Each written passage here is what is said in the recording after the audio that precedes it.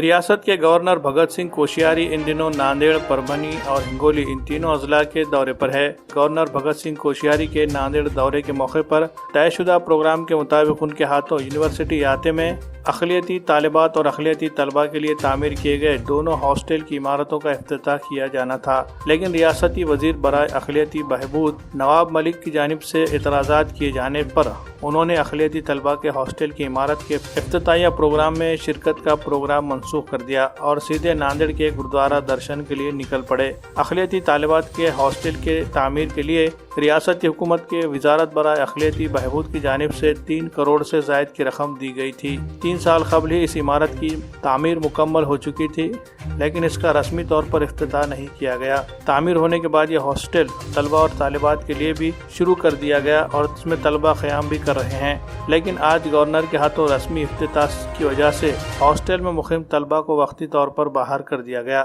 لیکن ہاسٹل کی عمارت کے افتتاحیہ پروگرام میں گورنر کی شرکت کے انکار سے یہ پروگرام بھی منسوخ ہو گیا۔